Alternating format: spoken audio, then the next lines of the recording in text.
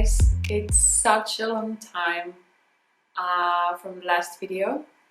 I'm so sorry for that, but well, as I said also last time, better now than never. I have got so many messages during this time on Instagram and so many comments on my videos on YouTube. So I really want to thank you for all of those. And especially on Instagram, a lot of people have told their stories that they've been diagnosed and how they have found the same doctor than me and tried this diet and then telling how it's working. And I'm in such a good place because I can hear amazing stories every week. And I just love it, and it really motivates me too, so really thank you so much for those. I have got so many questions on YouTube and Instagram and from people if I'm still on this raw diet or if I'm still vegan or plant-based. And I wanted to now share you my current diet, how I'm eating, and then my latest bloods, which are from the spring, but yeah, anyhow, they're the latest ones. Okay, so regarding what I eat now, or what I have been eating the past year, since the last video I've done in last year, October I think, I'm definitely not raw vegan, or I'm not following the diet of the doctor I did before. Like, not fully, so I still love the smoothies, so the smoothies are not gone. I still enjoy a lot of salads daily, but I'm not 100% raw vegan, that's for sure. So when I'm at home and in my normal daily life, I'm mostly plant-based. So for those who doesn't really, or who are not familiar with this, vegan is telling you what you don't eat. So you don't eat animal products, so meat or dairy or eggs. And plant-based diet is basically telling what you are eating. So it means that your diet is based on plants. So beans and vegetables and fruits and nuts and seeds and this kind of things. Not eating those processed vegan products like vegan cheese or vegan sausages or things like this. I absolutely don't enjoy those. The only products I used as a processed products are the plant milks. So I usually drink oat milk and then tofu. And that's pretty much it. Then sometimes I'm using oat cream in my food, but that's not often. So as I said, normally when I'm at home and I'm not meeting people or I'm not going anywhere, I'm plant-based. But then I'm not strict. So for example, this summer I have eaten a lot of ice cream, and not vegan ice cream, but just a normal ice cream. I have been eating some fish and some other seafood, and I've been drinking wine and beer, so definitely I have not followed the healthy diet 100%. And I often get asked if I eat gluten. Is it said gluten? Gluten, whatever.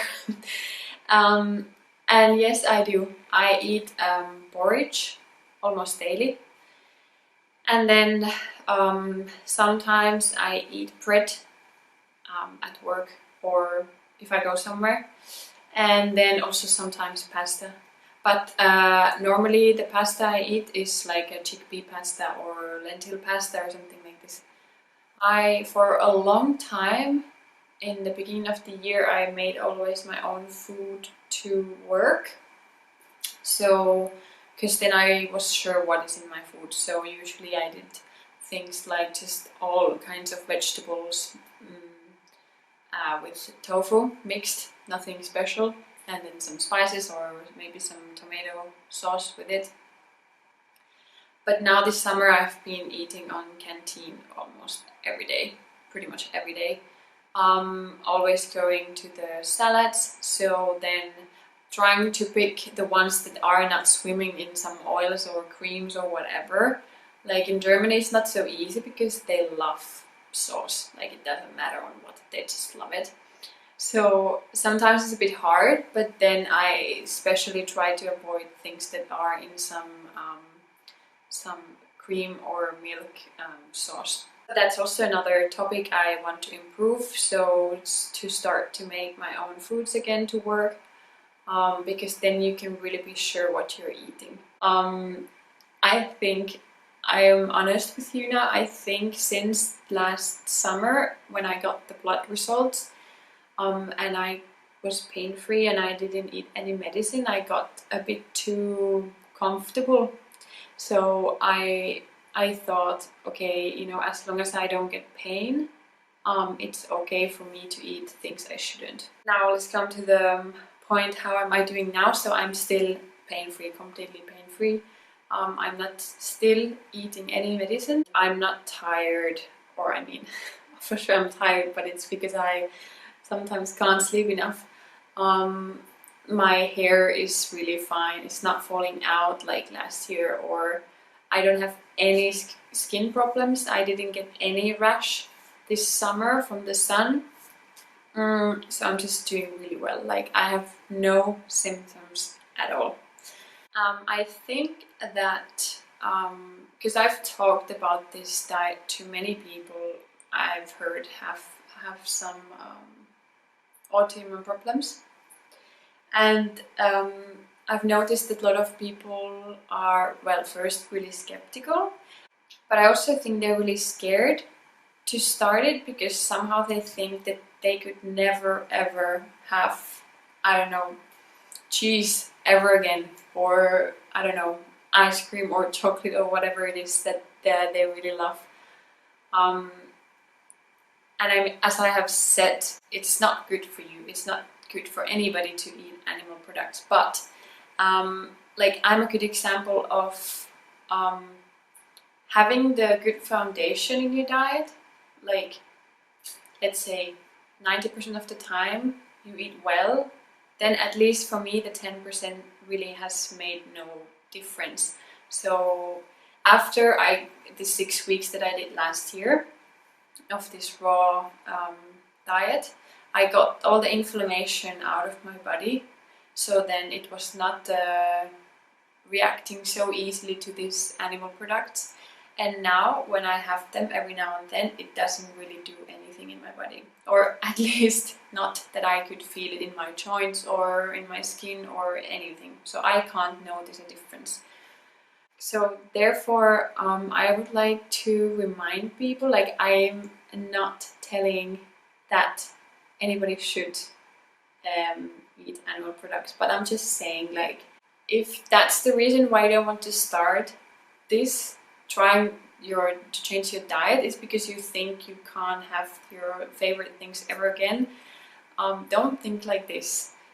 Okay, and then let's go to the blood tests. So this is again so confusing. So the bloods are done by my it's called house arts, my normal doctor I go, and he's obviously not an expert on these topics, but he has really done like the best he can to help me, and he has also done ultrasound for all of my organs, which was not done before in rheumatologists in Finland or in England. So he really takes this seriously and really wants to make sure I'm fine, and yeah, there was nothing in my organs. And the latest blood, so last year July, after I had completed the 5 weeks of raw diet to reverse my lupus, I still had a positive ANA, and it was, so to say, 1 to 320. The unit, I don't really know what it is, but it's the same. It's exactly the same now. So this has not changed, so it's still positive. But ANA or alone can't, doesn't mean that you have lupus. So even if it's positive alone, doesn't mean that you have a lupus. The dsDNA in the first time when my blood has been taken, so when I was diagnosed, was more than 200. And then last summer after the diet, it was 64, which was in the borderline, if it's positive or not.